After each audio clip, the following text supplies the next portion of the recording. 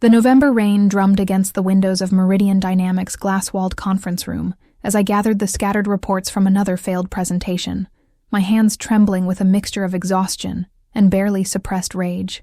Richard Blackstone stood at the head of the mahogany table, his perfectly pressed Italian suit and platinum watch catching the overhead lights as he delivered his verdict on 3 months of my work, with the casual cruelty of a man who had never doubted his own superiority. "Maya, I don't think you understand what we're looking for here," he said, his voice carrying that particular tone of condescension reserved for people he considered beneath his notice. "This analysis is amateur hour. We need strategic thinking, not community college-level number crunching." I bit down on my tongue hard enough to taste blood, focusing on stacking the papers with mechanical precision, while the other executives shifted uncomfortably in their leather chairs. Dr. Patricia Wells, the head of research, avoided eye contact. James Morrison from marketing studied his phone with sudden intensity. Even Sandra Lee from HR, who had hired me 2 years ago with promises of advancement opportunities, found something fascinating about the conference table's grain pattern. "I'll revise the projections and have them on your desk by tomorrow morning," I said quietly, proud that my voice remained steady despite the heat spreading across my cheeks. "See that you do," Richard replied dismissively, already turning toward the window wall that offered a panoramic view of the city skyline and the parking lot 4 stories below. "Though honestly, Maya, I'm starting to wonder if you're really Meridian Dynamics material. Some people are meant for greatness and others," he gestured vaguely in my direction, "others have their limitations." The meeting dissolved into sidebar conversations about weekend plans and restaurant recommendations that I was not invited to join. I packed my materials into the same worn briefcase I had carried since graduate school, the one with the broken latch that I secured with a rubber band, because replacing it wasn't in my budget. As I headed toward the elevator, Richard's voice followed me down the hallway. "Maya, walk out with me. I'm heading to my car." The elevator ride to the parking garage was silent, except for the mechanical whir of the building's ventilation system and the soft ping that marked each floor. Richard checked his reflection in the polished steel doors, adjusting his tie with the unconscious vanity of someone who had never questioned his own attractiveness or worth. "You know," he said, as we stepped into the concrete expanse of the parking garage, "I've been meaning to talk to you about professional image. Appearance matters in this business, especially when we're dealing with high-net-worth clients." I followed his gaze to my 2008 Honda Civic, its blue paint oxidized to an embarrassing fade, rust eating through the wheel wells like metal cancer. The car had served me faithfully through graduate school and 2 years of 60-hour work weeks, but next to Richard's gleaming BMW M5, it looked like something that belonged in a junkyard rather than the executive parking area. Richard laughed, not a mean-spirited chuckle, but genuine amusement, the kind of laughter that comes from someone who finds genuine comedy in another person's misfortune. "Christ, Maya, is that thing even street legal?" He pulled out his phone and took a photo of my car before I could react. "This is perfect. I'm sending this to the partners. Employee of the Month Parking," I'll caption it. The humiliation washed over me in waves, each one more devastating than the last. This wasn't just professional criticism. This was personal, cruel, designed to make me understand my place in the hierarchy of worth that defined Richard Blackstone's worldview. "That's all you'll ever afford," he said, pocketing his phone and walking toward his BMW with the confident stride of someone who had never doubted his own success. "Some people have champagne taste and champagne budgets. Others have beer taste and beer budgets. And some people," he looked directly at me, "have water taste and can't even afford the bottle." I stood in the parking garage long after Richard's taillights disappeared into the evening traffic, my face burning with shame, and my hands clenched into fists that I couldn't use because hitting your boss, no matter how much he deserved it, was a luxury I couldn't afford any more than I could afford a new car. The rain had started again by the time I coaxed my Honda to life, its engine coughing like an old man with emphysema. As I drove home to my studio apartment, I made a promise to myself that would have seemed absurd to anyone who knew my financial situation. Richard Blackstone was going to pay for this moment, and he was going to pay in ways that would make his casual cruelty look like kindness. I had no idea how I would make that promise come true. I just knew that the burning in my chest wasn't going away until I found a way to make him understand what it felt like to be on the receiving end of someone else's power. The universe, as it turned out, was about to provide me with exactly the tools I needed to keep that promise. Working at Meridian Dynamics was like being a ghost in an expensive suit, present but unnoticed. essential but unacknowledged, performing daily miracles of efficiency that vanished the moment they were completed. For 2 years, I had inhabited the invisible spaces between the important people, the ones whose names appeared on company letterheads, and whose decisions shaped quarterly reports and stock prices. My official title was Senior Research Analyst, but my actual job description encompassed everything from financial modeling to coffee runs, from client presentation prep to picking up Richard's dry cleaning when his assistant was busy with more important tasks. I had an MBA from a respected state university, 3 years of consulting experience, and a track record of accurate market predictions that had saved the company millions in bad investments. None of that seemed to matter when Richard needed someone to blame for a failed client pitch or a missed deadline. The workspace I had been assigned reflected my status perfectly, a cubicle in the interior corridor with no natural light, surrounded by the constant hum of photocopiers and the whispered conversations of other overlooked employees who had learned, as I had, that survival meant staying silent and keeping your head down. My apartment in the city's less fashionable district was a 500-square-foot studio that I had furnished with items from garage sales and discount stores. The Murphy bed that folded into the wall saved space but squeaked every time I moved. The kitchenette consisted of a mini fridge, a hot plate, and a microwave that worked sporadically. It was clean, organized, and depressing in the way that temporary living situations become when they stretch beyond their intended duration. Every morning I woke up at 5:30 a.m. to avoid the worst of the traffic and the stares that my aging Honda inevitably attracted in the executive parking garage. I brought lunch in a brown bag to save money, ate at my desk to save time, and worked until 7 or 8 p.m. because Richard's schedule was unpredictable and his demands were immediate. The financial reality of my situation was stark, but not uncommon for young professionals in expensive cities. My salary was decent by national standards, but barely adequate for the cost of living in the metropolitan area where Meridian Dynamics was headquartered. After rent, student loan payments, car insurance, and basic living expenses, I had approximately $200 per month for everything else: clothing, entertainment, emergencies, and the persistent hope that someday I might be able to afford the kind of life I had imagined when I graduated with honors and professional ambitions. My family had emigrated from Southeast Asia when I was 7, and I had grown up understanding that success in America required sacrifice, persistence, and the ability to endure indignities that more privileged people would never accept. My parents had worked multiple jobs to provide opportunities they had never had, and I felt the weight of their sacrifices every time I wanted to quit, every time Richard's casual cruelty made me question whether I was strong enough to succeed in corporate America. "Maya works harder than anyone else in this department," Patricia Wells had told Richard during my first performance review. "Her market analysis has been consistently accurate, and her client research is thorough and insightful. Hard work is expected, not exceptional," Richard had replied, marking "meets expectations" on every category of my evaluation. "Maya needs to develop more strategic thinking and executive presence if she wants to advance beyond her current level." Executive presence, the mystical quality that seemed to correlate with expensive suits, confident handshakes, and the ability to speak with authority about subjects you knew nothing about. I had watched Richard display executive presence during client meetings where he presented my research as his own insights, where he took credit for recommendations I had developed, where he charmed wealthy investors while I sat silent in the background, taking notes and maintaining the files that made his success possible. The other analysts in my department were equally invisible but less ambitious. Tom Henderson from accounting was content to process spreadsheets and attend retirement parties. Jennifer Morris from operations had learned to find satisfaction in completing assigned tasks without aspiring to leadership roles. They had made peace with their marginality in ways that I envied but couldn't emulate. I wanted more than survival. I wanted recognition, advancement, and the financial security that came with professional success.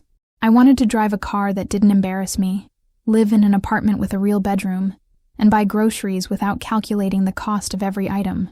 Most of all, I wanted to be treated with respect by people like Richard Blackstone, who seemed to believe that wealth and position gave them permission to humiliate anyone they considered beneath their social station. That ambition had kept me working late nights and early mornings, accepting abuse and indignities that I told myself were temporary obstacles on the path to eventual success. But after 2 years, I was beginning to suspect that invisible employees remained invisible regardless of their performance, and that Richard's cruelty wasn't an aberration, but a feature of a system designed to keep people like me in positions where we could be exploited without consequences. The parking lot humiliation had been my breaking point, but I still didn't know how to transform my anger into action that could actually change my circumstances. That was about to change in ways I could never have imagined. The envelope arrived on a Wednesday morning, delivered to my apartment building by a courier service that required signature confirmation, and left me wondering who would send certified mail to someone whose most exciting correspondence was usually utility bills and credit card offers. The return address listed Morrison, Chen & Associates, estate planning attorneys in elegant script, and my hands trembled as I signed the receipt from a delivery man who looked far more professional than my building's usual postal service. I set the envelope on my tiny kitchen counter and stared at it, while my coffee brewed in the single cup maker that was the only appliance in my studio apartment that worked reliably. Estate planning attorneys didn't send letters to people who lived paycheck to paycheck and drove cars held together by prayer and automotive tape. The most valuable thing I owned was my laptop, and even that was 3 years old and showing signs of impending failure. The letter was typed on heavy cream paper with a letterhead that suggested the kind of legal practice that charged hourly rates, equivalent to my weekly salary. The language was formal, but not entirely impersonal, crafted with the careful precision that expensive attorneys used when delivering news that would fundamentally alter someone's understanding of their place in the world. "Dear Ms. Chen," the letter began, "we are writing to inform you of your designation as the primary beneficiary in the estate of Theodore Chen, deceased November 3rd of this year. Mr. Chen was your paternal grandfather, and according to his will, you are entitled to inherit assets including real estate holdings, investment portfolios, and business interests valued at approximately $847 million. I read the sentence 3 times before the numbers began to make sense. $847 million. More money than I could conceptualize. More wealth than I had ever imagined existing in my family. More financial power than Richard Blackstone would accumulate in 10 lifetimes of executive salaries and stock options. The letter continued with details that seemed increasingly surreal. Theodore Chen had been a successful businessman who had invested early in technology companies, real estate developments, and manufacturing ventures that had generated extraordinary returns over several decades. He had been estranged from my father since before I was born, which explained why I had never heard his name mentioned in family conversations. Mr. Chen spent considerable time and resources locating you after learning of your father's death, the attorney's letter explained. He had been following your academic and professional achievements, and specifically requested that his estate pass to you rather than being distributed among more distant relatives or charitable organizations. Following my academic and professional achievements, my grandfather, a man I had never met, whose existence I had never known, had been watching my life from a distance, monitoring my struggles and successes while I worked late nights and endured Richard's humiliations, unaware that I was connected to wealth that could solve every problem I had ever faced. The letter included an appointment schedule for the following Friday, when I would meet with the estate attorneys to review documentation, sign transfer papers, and begin the process of assuming control over assets that would immediately transform me from invisible employee to one of the wealthiest individuals in the city. I called in sick to work for the first time in 2 years, claiming a flu that wasn't entirely fictitious. The shock of the inheritance had left me genuinely nauseous and disoriented. I spent the day researching Theodore Chen online, discovering a business empire that spanned multiple industries and included significant holdings in companies I recognized from financial news reports. But the most shocking discovery came when I searched for connections between Theodore Chen and Meridian Dynamics. My grandfather hadn't just been a wealthy businessman. He had been one of the original investors in the consulting firm where I had spent 2 years being treated like expendable support staff. He had provided seed capital for the company's expansion and had maintained a minority stake in the business until his death. Richard Blackstone, who had humiliated me in the parking lot and dismissed my abilities as inadequate for Meridian Dynamics material, had been taking salary and bonuses from a company that my grandfather had helped finance. The firm that had treated me as invisible had been partially funded by wealth that was now legally mine. I made a second call to work, extending my sick leave through Monday and claiming complications that required medical attention. The lie felt appropriate, given that I was experiencing symptoms that no doctor would recognize, the dizzy euphoria of sudden wealth, mixed with the calculating coldness of someone who had just gained the power to seek justice for years of systematic humiliation. The weekend passed in a blur of internet research, phone calls with estate attorneys, and the gradual realization that my life had been fundamentally altered by forces I had never known existed. By Sunday evening, I understood that I wasn't just wealthy. I was wealthy enough to purchase companies, influence decisions, and ensure that people who had treated me as worthless would have to acknowledge my worth or face consequences they couldn't imagine. Monday morning, I returned to work with a secret that felt like carrying dynamite in my briefcase. Richard greeted me with his usual dismissive nod, unaware that the invisible employee he had mocked was now wealthy enough to buy his BMW dealership as a casual afternoon purchase. The transformation had begun, but he wouldn't understand what was happening until it was far too late to protect himself from the consequences of his cruelty. The law offices of Morrison, Chen & Associates occupied 2 floors of a downtown skyscraper, with the kind of understated elegance that spoke of old money and established power. Eleanor Chen, no relation despite the shared surname, was the senior partner who had managed my grandfather's estate for the past 15 years, and she welcomed me into her mahogany-paneled conference room with the warm professionalism of someone delivering life-changing news to grateful recipients. "Your grandfather was a remarkable man," Eleanor said, spreading documents across the polished table that probably cost more than my annual rent. "Theodore built his fortune through patience, strategic thinking, and an almost supernatural ability to identify opportunities that other investors overlooked." The portfolio she presented was staggering in its diversity and scope. Theodore Chen had invested in technology startups that became industry giants, purchased real estate in neighborhoods before they became fashionable, and acquired minority stakes in established companies that he believed had untapped potential. The documented value of his holdings exceeded the preliminary estimate from the initial letter. My inheritance totaled nearly $1 billion. But Theodore was more than just a successful investor, Eleanor continued, pulling out a leather-bound journal filled with handwritten notes. He was deeply interested in identifying and supporting talented individuals who were being overlooked or undervalued by traditional power structures. She showed me pages of Theodore's observations about various companies and industries, including detailed notes about Meridian Dynamics that made my breath catch in my throat.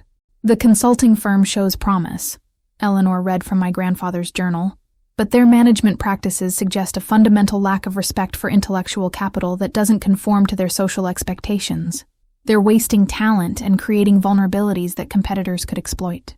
Theodore had been watching Meridian Dynamics for years, documenting the company's successes and failures, with the analytical precision of someone who understood that business performance was often determined by human dynamics rather than strategic planning. His observations about Richard Blackstone were particularly damning. "Blackstone has excellent presentation skills and political instincts, but his leadership style is corrosive," she read. "He takes credit for other people's work, dismisses valuable contributions from employees he considers socially inferior, and creates an environment where talented people leave rather than contribute their best efforts to company success." My grandfather had been watching Richard treat me and others with casual cruelty, and he had been documenting the business impact of that behavior with the same attention to detail he applied to all his investments. "Theodore left specific instructions regarding his Meridian Dynamics holdings," Eleanor explained, producing another set of documents. "He acquired additional shares over the past 18 months, bringing his total ownership to 37% of the company. Combined with shares held by other minority investors who have expressed concerns about current management, you now control enough voting power to influence major decisions or demand management changes." 37%. Not quite a controlling interest, but significant enough to force accountability from executives who had never faced serious challenge to their authority. "There's more," Eleanor said, her expression becoming more serious. "Your grandfather included a provision in his will specifically addressing what he called management accountability issues at companies in which he held significant interests. He authorized his heir, you, to pursue any legal or business actions necessary to protect the value of those investments." She handed me a sealed envelope marked with my name in Theodore's handwriting. "He asked me to give this to you after you understood the scope of your inheritance and your new position as a major stakeholder in Meridian Dynamics." I opened the envelope with trembling hands and found a letter written in the careful script of an elderly man who had spent decades building wealth and wisdom in equal measure. "My dear Maya," the letter began, "if you are reading this, it means I have passed away before having the opportunity to meet you in person. A regret I will carry to my grave. I have been following your career with great interest and considerable pride in your achievements, despite the obstacles you have faced. Theodore described watching me navigate the challenges of being an immigrant's daughter in corporate America, working harder than colleagues who received more recognition, persisting through setbacks that would have discouraged less determined individuals. "I have been particularly concerned about your treatment at Meridian Dynamics," he continued. "I believe you have the intelligence and integrity to transform that company into the ethical and profitable organization it could become, rather than the toxic environment it currently represents." The letter concluded with specific instructions about how I might use my new financial power to address the systematic problems at Meridian Dynamics, while advancing my own career and protecting other employees from the kind of abuse I had endured. "Change is often uncomfortable for people who have benefited from unfair systems," Theodore had written, "but change is necessary for organizations that want to thrive rather than merely survive. I trust your judgment about how to use the tools I am providing to create positive transformation." Tools. My grandfather had given me more than money. He had given me leverage, influence, and the financial independence to challenge powerful people without fear of the consequences. Eleanor walked me through the practical details of accessing my inheritance, establishing new accounts, and managing the legal transfer of assets.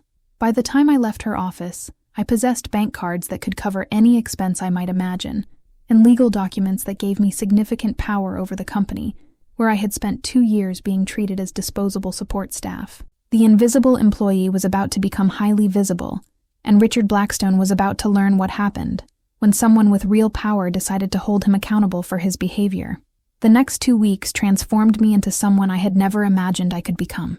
A wealthy person, learning to navigate power structures from the inside rather than the outside. I opened accounts at private banks that offered services I hadn't known existed, hired a personal financial advisor who managed portfolios worth more than most companies' annual revenues, and began the careful process of investigating Meridian Dynamics as a major stakeholder rather than an expendable employee. My daily routine remained unchanged to avoid suspicion. I still arrived early, worked late, and endured Richard's casual dismissals with apparent resignation. But my evenings and weekends were now devoted to understanding exactly how the company operated, who held real influence, and where the vulnerabilities lay that could be exploited by someone with sufficient resources and determination. The first shocking discovery came from the company's financial records, which I could now access as a significant shareholder. Meridian Dynamics was far less profitable than its public image suggested. Richard had been spending money on executive perks, luxury office renovations, and client entertainment at levels that were straining the company's cash flow and creating budget problems that were being hidden through creative accounting. "The executive compensation packages are unsustainable," my new financial advisor, Marcus Webb, explained during one of our weekly meetings at his downtown office. "Blackstone is paying himself and his senior staff as if the company is performing at twice its actual profitability level. Richard's salary was $400,000 annually, plus bonuses and stock options that brought his total compensation to nearly $600,000 per year. Meanwhile, analytical staff like me were paid approximately $65,000 with minimal benefits and no meaningful path to advancement. The second discovery was even more damaging. Richard had been taking credit for client success stories that were actually the result of work performed by lower-level employees, whose contributions were never acknowledged in company communications or marketing materials. I spent a weekend reviewing client files and cross-referencing them with internal project assignments, building a comprehensive record of who had actually developed the strategies and analyses that Meridian Dynamics promoted as examples of executive leadership excellence. "This is systematic intellectual theft," Marcus observed when I showed him the documentation I had compiled. "Blackstone has built his reputation by appropriating other people's work and presenting it as evidence of his own strategic thinking. The pattern was consistent across dozens of client engagements over the past 3 years. Richard would assign research and analysis tasks to staff members, then present the results to clients as his own insights, while the actual contributors remained invisible and uncredited. My own work had been particularly exploited.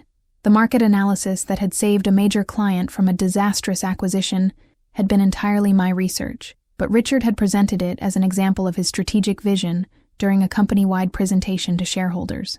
But the most valuable discovery came from conversations with other Meridian Dynamics employees who had been marginalized or mistreated by Richard's leadership style. Using my new financial resources, I was able to meet with former employees who had left the company due to toxic management practices. Richard creates an environment where survival requires silence, explained Jennifer Park, a former senior analyst who had left Meridian Dynamics 6 months earlier for a position at a competing firm. You learn not to speak up about problems, not to challenge his decisions, and definitely not to expect credit for your contributions. Jennifer provided me with emails and documents that showed a pattern of discrimination and retaliation against employees who questioned Richard's methods or sought recognition for their work. She also gave me contact information for other former employees who might be willing to share their experiences with someone who had the resources to take action. "Why are you investigating this?" Jennifer asked during our coffee meeting at a cafe far from the Meridian Dynamics offices. "Because I'm tired of being invisible," I replied, which was true enough without revealing the full extent of my new circumstances. The third week of my investigation brought the most shocking revelation. Richard had been involved in insider trading, using confidential client information to make personal stock investments that generated substantial profits while potentially violating federal securities laws. "This is criminal behavior," Marcus told me when I showed him the trading records I had obtained through my shareholder access privileges. "Blackstone has been using material non-public information to profit from trades that should be reported to the SEC. I now possessed comprehensive documentation of financial mismanagement, intellectual property theft, discriminatory employment practices, and potential securities violations. But more importantly, I had identified allies within the company who had been waiting for someone with sufficient power and resources to challenge Richard's destructive leadership. Dr. Patricia Wells from the research department had been documenting Richard's behavior for months, hoping to eventually present her concerns to the board of directors if she could find someone with enough influence to support her claims. "Maya, I've watched you handle impossibly difficult assignments with intelligence and professionalism," Patricia told me during a carefully arranged conversation in her office. "I've also watched Richard take credit for your work while treating you as expendable support staff. If there were some way to address these management problems, I was building a coalition of current and former employees who were willing to provide testimony about Richard's toxic leadership, while simultaneously accumulating evidence of financial and legal misconduct that would justify removing him from his position. The invisible employee was becoming the center of a quiet revolution that would soon transform Meridian Dynamics from a company that rewarded cruelty into one that valued competence and integrity." Richard still had no idea that his worst nightmare, accountability to someone with real power, was being carefully orchestrated by the woman he had humiliated in the parking lot. The transformation of my personal circumstances required careful choreography to avoid suspicion, while I built the coalition that would eventually challenge Richard's destructive leadership. Every conversation had to appear casual, every meeting coincidental, every alliance the result of natural workplace relationships rather than strategic planning funded by nearly $1 billion in inherited wealth. My first real ally emerged from an unexpected source. Tom Henderson from accounting, the quiet man I had always dismissed as unambitious and content with his marginal position in the company hierarchy. It turned out that Tom had been documenting financial irregularities in Richard's expense reports and compensation packages for over a year, waiting for someone with sufficient authority to take his concerns seriously. "I've been hoping someone would notice the discrepancies," Tom told me during a lunch meeting at a restaurant several blocks from the Meridian Dynamics building. "Richard has been billing personal expenses as business costs and approving his own reimbursements without board oversight. Tom showed me receipts and financial records that painted a picture of systematic fraud extending far beyond the excessive compensation packages I had already discovered. Richard had been charging personal vacations as client development trips, billing luxury car maintenance as business transportation, and even expensing his country club membership as professional networking. The total amount of fraudulent expenses over the past 2 years is approximately $180,000, Tom explained, his voice dropping to a whisper despite the noisy restaurant atmosphere. "I've been afraid to report it because Richard controls my performance evaluations and could fire me without cause." I realized that Tom wasn't lacking ambition. He was afraid, just as I had been afraid, just as most of Meridian Dynamics employees had learned to be afraid of Richard's vindictive responses to any challenge to his authority. "Tom, what if I told you there might be a way to address these problems without risking your job security?" "I'd say that sounds too good to be true, but I'd want to hear more details." The second crucial alliance came from Sandra Lee in Human Resources, who had been quietly building files on employee complaints about Richard's management style, harassment of junior staff, and systematic exclusion of women and minorities from advancement opportunities. I've received 17 formal complaints about Richard's behavior over the past 18 months, Sandra told me during a carefully arranged after-hours meeting in her office. But he has allies on the board of directors who have dismissed every concern as personality conflicts or ambitious employees making unreasonable demands.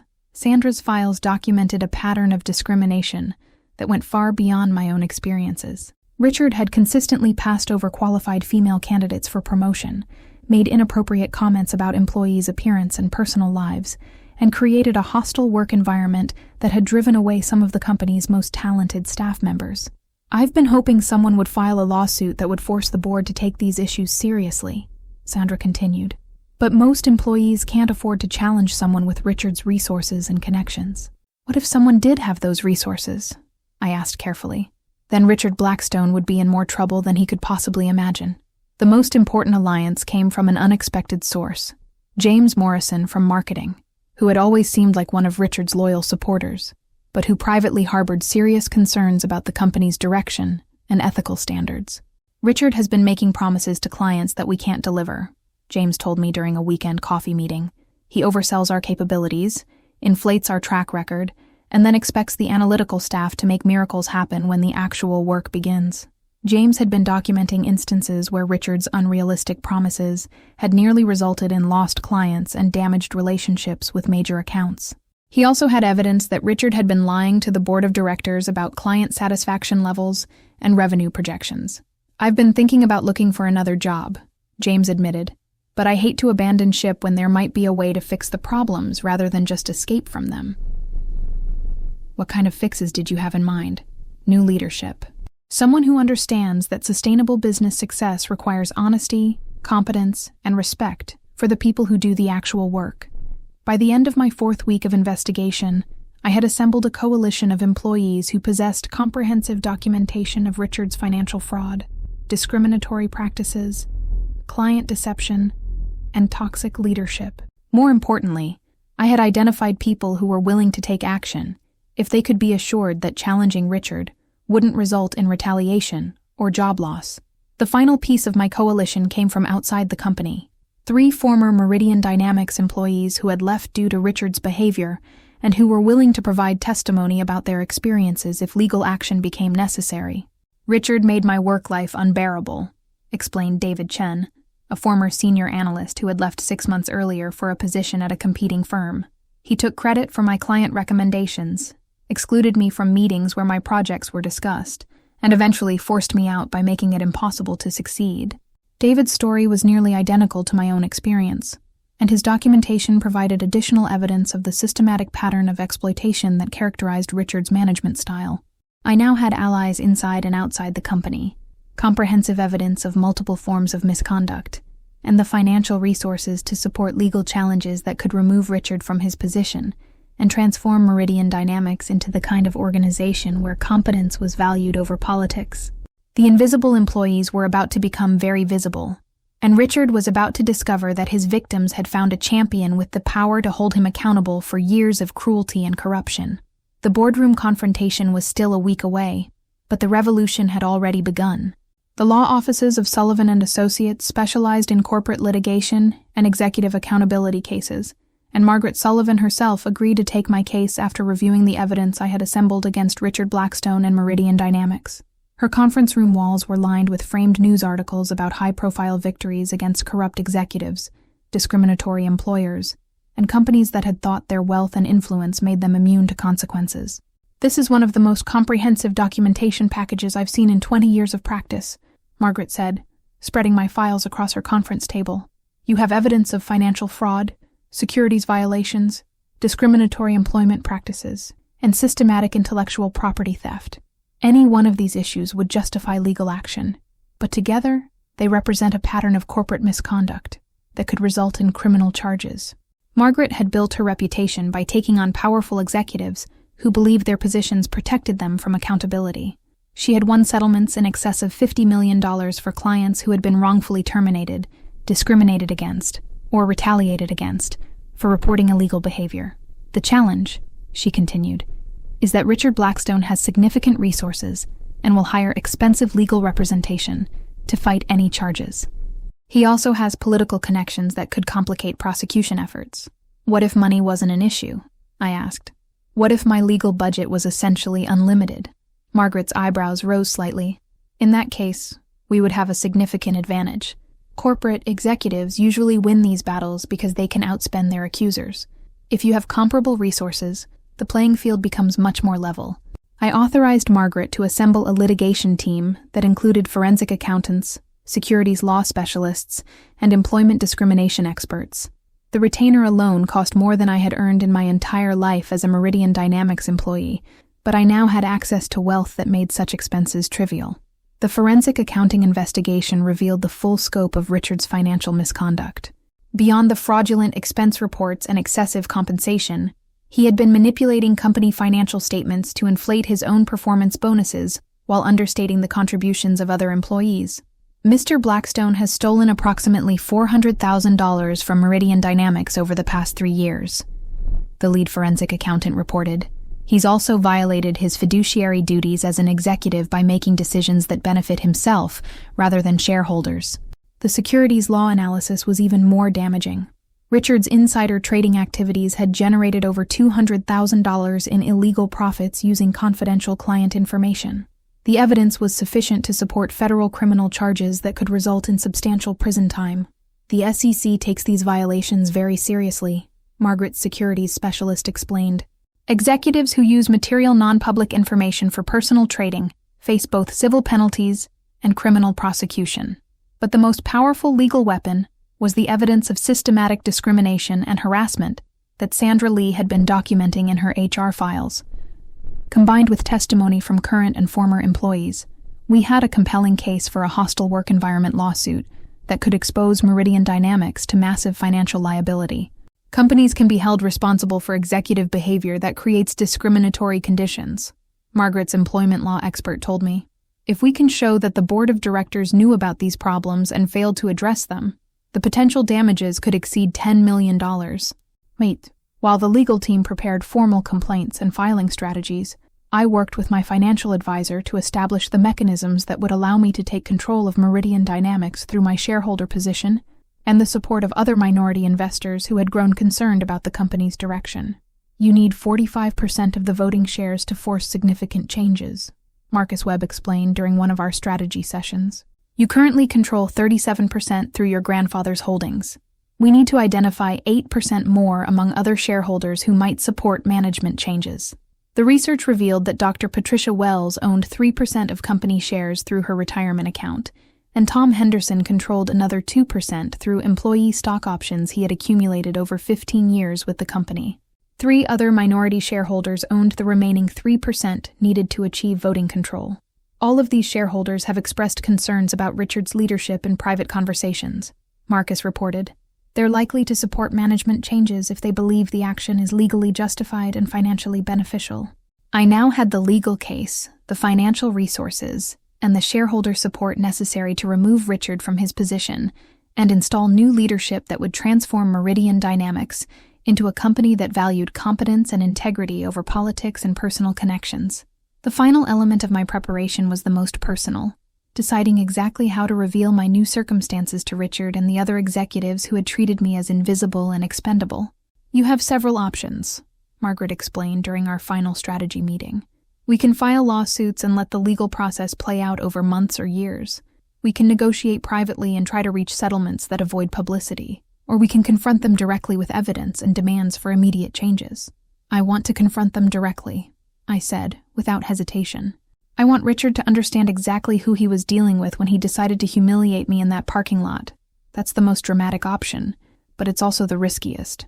Once you reveal your position and intentions, they'll have time to prepare counterattacks. Let them prepare, I replied. I've been preparing for weeks, and I have resources they can't match. The boardroom confrontation was scheduled for the following Monday morning.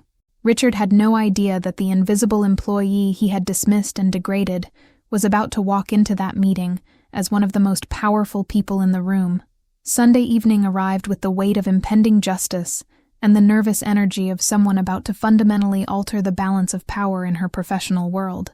I sat in my studio apartment, which I could now replace with a penthouse but had chosen to keep as a reminder of how quickly circumstances could change. reviewing the documents that would transform tomorrow's routine board meeting into a corporate reckoning. The purchase papers Margaret Sullivan had prepared weren't actually purchase papers at all. They were shareholder voting agreements that would formalize my control over Meridian Dynamics and authorize immediate changes in executive leadership. Combined with the legal complaints we had filed simultaneously with the SEC, the State Attorney General's office, and the federal court system, they represented a coordinated attack on Richard's position that he couldn't possibly have anticipated or prepared for. My phone buzzed with a text message from Margaret. SEC Enforcement Division has reviewed the insider trading evidence. They're opening a formal investigation tomorrow morning and will coordinate with our shareholder action. Everything is in place. I had spent the weekend in a strange emotional state that combined anticipation, nervousness, and something approaching grief for the person I had been just a month earlier. The invisible employee who had endured humiliation and systematic discrimination was disappearing, replaced by someone with the financial power to demand accountability and the legal resources to enforce it.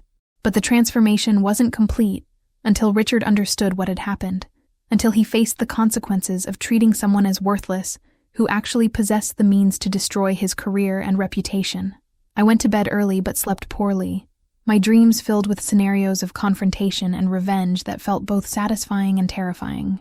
When my alarm went off at 6 a.m., I dressed with extra care, not the discount clothing I had worn throughout my time as an undervalued employee, but a tailored business suit I had purchased with my new resources, paired with accessories that subtly communicated wealth and authority. The drive to work in my Honda felt surreal, knowing it would probably be the last time I would arrive at Meridian Dynamics as someone whose worth was questioned rather than acknowledged. By lunchtime, everyone in the company would understand that the quiet analyst they had overlooked was actually one of the most powerful people in the building.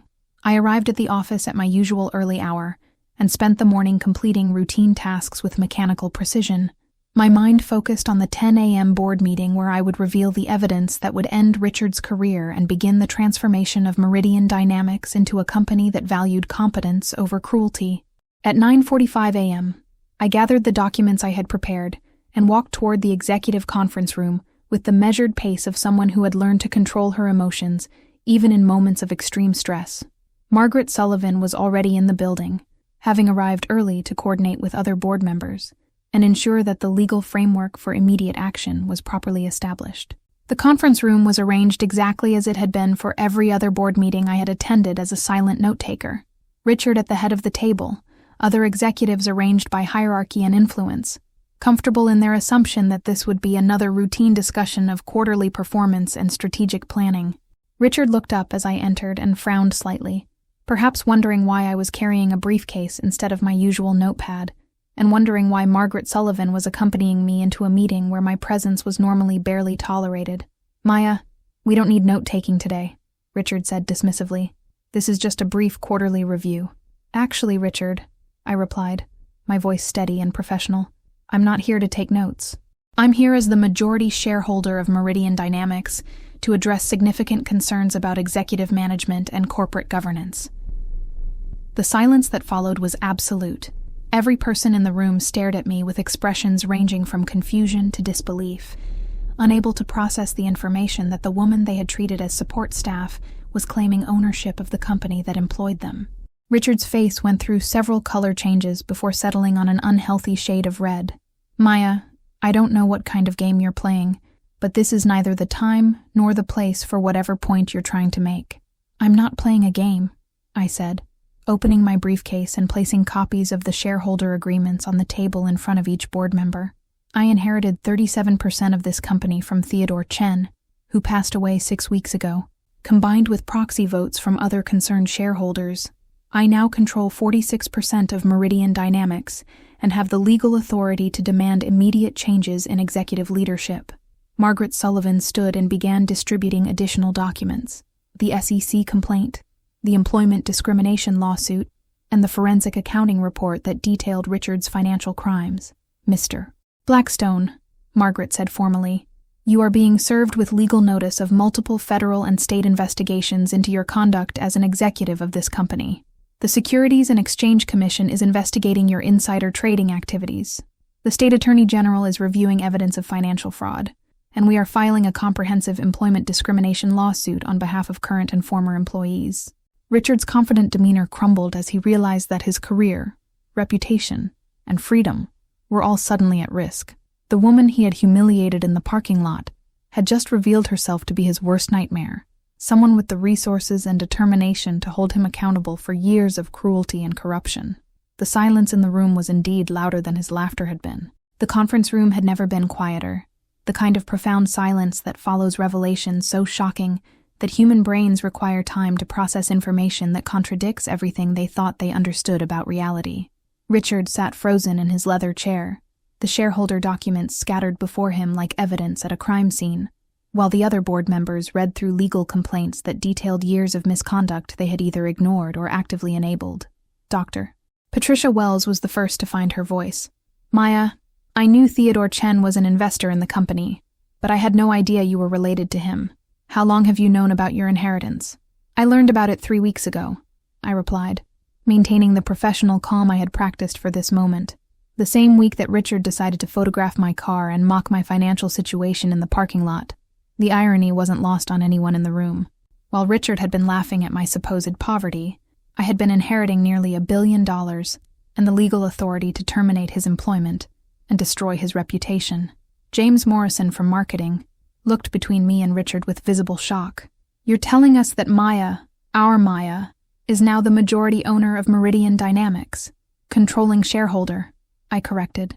"And yes, the Maya who has been analyzing your market research, preparing your client presentations, and working 60-hour weeks for a salary that barely covered basic living expenses." Sandra Lee from HR was reviewing the employment discrimination documents with growing alarm. "These complaint summaries. Maya, did you experience all of these incidents personally?" "Most of them. The rest were experienced by current and former employees who have been afraid to report Richard's behavior because of retaliation concerns." Richard finally recovered enough composure to attempt damage control. "This is obviously some kind of elaborate hoax or misunderstanding.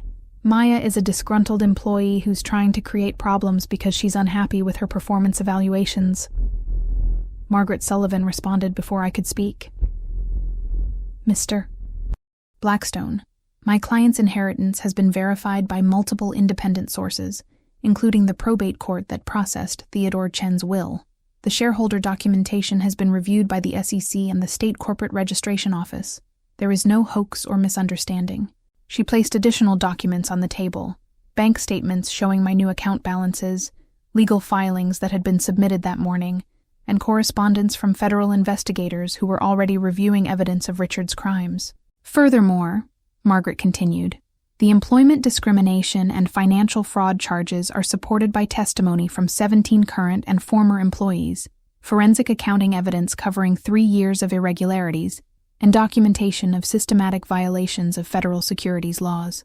Tom Henderson from accounting spoke up quietly. "I provided some of that financial evidence. Richard has been stealing from the company for years, and I've been documenting it because I was hoping someone would eventually have the authority to stop him." The betrayal by his own accounting department seemed to shock Richard more than my inheritance revelation. "Tom, you've been spying on me? Collecting private financial information?" "I've been protecting company assets from executive theft," Tom replied with more backbone than I had ever heard him display. "Which is my job as the chief financial analyst." Richard's face was cycling through emotions: shock, anger, panic, and what might have been the first genuine fear he had experienced in his professional career. "Maya, surely we can discuss this situation privately and reach some kind of understanding. I may have been too harsh in my management style, but that doesn't justify destroying careers over personality conflicts." "This isn't about personality conflicts," I said, pulling out copies of the insider trading evidence. "This is about securities fraud, financial theft, and systematic discrimination that has cost this company millions of dollars in lost talent and legal liability." I walked around the table, placing specific examples in front of each board member: emails where Richard took credit for my work, expense reports showing fraudulent charges, trading records showing illegal use of confidential client information. Richard has been billing personal vacations as business travel, charging his country club membership as professional networking, and using material non-public information to make stock trades that generated over $200,000 in illegal profits. Dr. Wells was reading through the evidence with professional horror. "Richard, please tell me these trading records are inaccurate or taken out of context." "They're perfectly accurate," Margaret Sullivan interjected. "Mr. Blackstone used confidential information about client acquisitions and strategic decisions to purchase stocks before public announcements that would affect their value. That's textbook insider trading, and it carries potential criminal penalties, including substantial prison time." The room's atmosphere had shifted completely. What had begun as Richard's comfortable domain had become a tribunal where his misconduct was being systematically exposed and documented for legal action. Sandra Lee was the first board member to acknowledge the new reality. "Maya, what are your intentions regarding company leadership and operations?" "I want Richard removed from his position immediately," I said without hesitation. "I want comprehensive audits of all financial and operational procedures.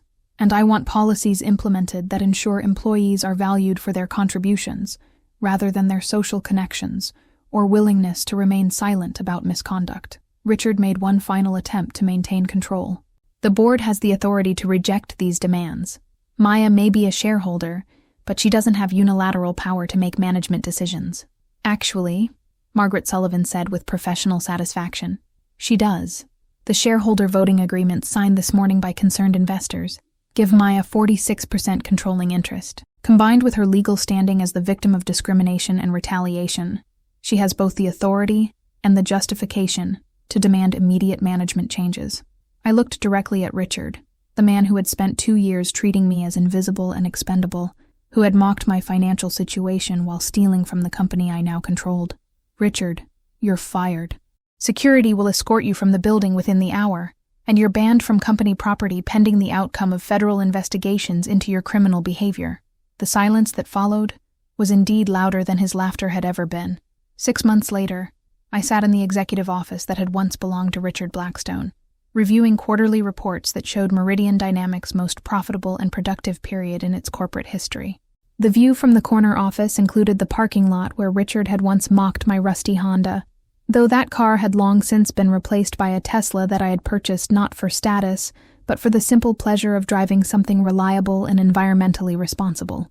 The transformation of Meridian Dynamics had been swift and comprehensive.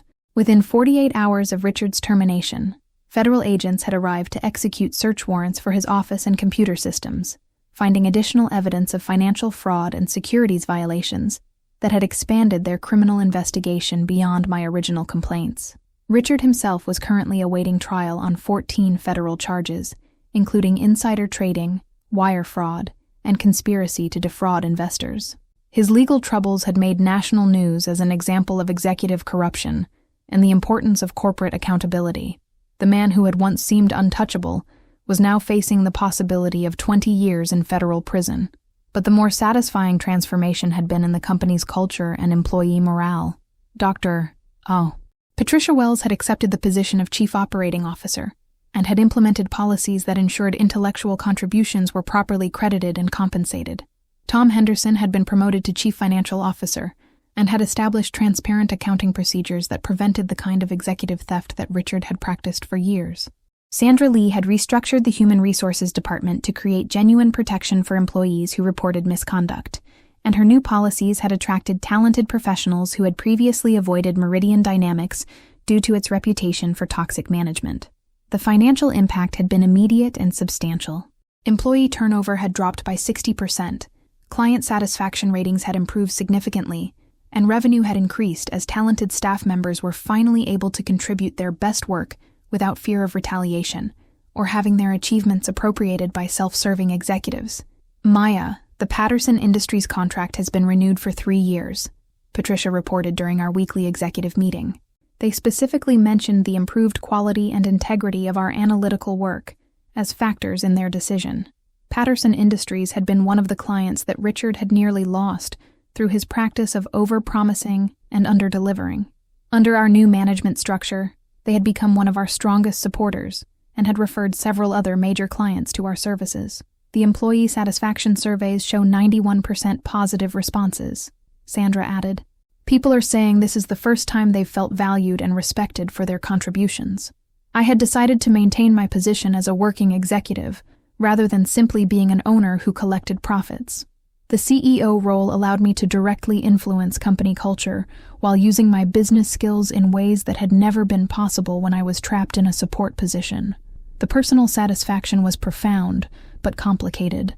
I had achieved justice for myself and other employees who had been mistreated, but the process had also taught me harsh lessons about how power structures operate and how easily talented people can be marginalized by those with authority and resources.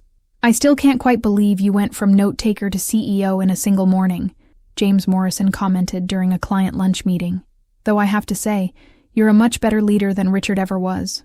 James had become one of my strongest supporters, having realized that competent management benefited everyone in the organization.